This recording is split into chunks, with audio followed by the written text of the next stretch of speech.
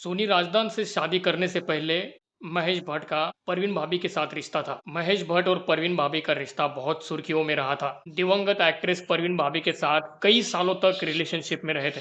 वैसे तो महेश भट्ट ने परवीन भाभी के बारे में कई बार बात की है, लेकिन हाल ही में उन्होंने और एक बार बात उनके बारे में छेड़ी है।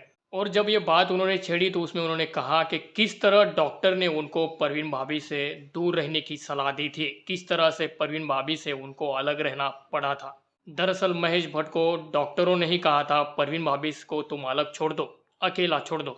और ऐसे वैसे नहीं, उन्होंने ऐसे कहा था कि अगर तुम सच में परवीन भाभी से प्यार करते हो तो तुम्हें उन्हें अलग छोड़ना होगा, अकेला छोड़ना होगा। दरअसल महेश भट्ट और परवीन भाभी का अफेयर 70 के दशक में शुरू हुआ था और उस वक्त परवीन भाभी बॉलीवुड की टॉप एक्ट्रेसेस में, टॉप हीरोइंस में शुमार हुआ करती थी। वो लगातार हिट फिल्में दे रही थी। उस समय महेश भट्ट और परवीन भाभी लिव इन रिलेशनशिप में रहते थे और इस कारण पत्नी लॉरेंस ब्राइट और बेटी पूजा भट्ट को भी छोड़ चुके थे। लेकिन बाद में महेश भट्ट और परवीन भाभी का ब्रेकअप हो गया था। 80s के दशक में महेश भट्ट परवीन भाभी से अलग होने के बाद वो उनसे कभी नहीं मिले, क्योंकि वो सोचते थे और उनके हिसाब से 80s के दशक में परवीन भाभी की बीमारी का अहम हिस्सा महेश भट्ट थे। जब परवीन भाभी का ब्रेकडाउन हुआ तो उनके जो दोस्त थे महेश भट्ट के, योगी, उन्होंने उनकी मदद की थी। उन्होंने कहा था कि तुम इससे कभी भी बाहर नहीं निकल पाओगे और वो इसके लिए तैयार नहीं है। तुम गन पाउडर हो और वो आग है, तो अगर सचमुच तुम उससे प्यार करते हो तो उसको छोड़ दो।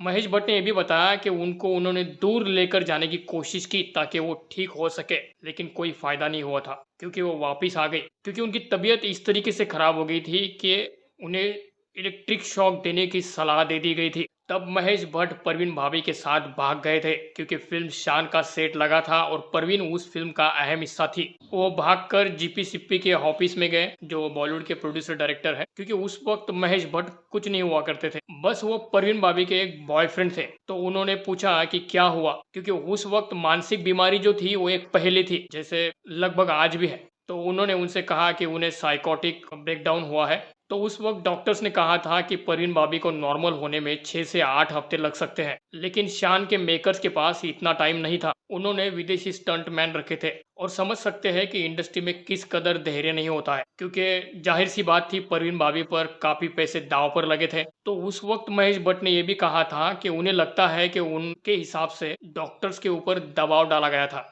अगर जल्दी ठीक करना है तो उन्हें इलेक्ट्रोकॉन्सिक शॉक की ट्रीटमेंट देना होगा, लेकिन महेश भट्ट उसके खिलाफ थे। तो वो परवीन भाभी को लेकर बेंगलुरु चले गए। तो वहां पर उनका दोस्त था योगी, उन्होंने उनकी मदद की और तब योगी ने कहा था महेश भट्ट को कि असली प्रॉब्लम परवीन भाभी की जिंदगी में तुम हो, यानी कि महेश भट्ट, तुम्हें इसकी जिंदगी से जाना होगा। तो कैसी लगी आपको ये जानकारी, मुझे कमेंट करके जरूर बताना, लाइक करना, सब्सक्राइब करना। Thank you.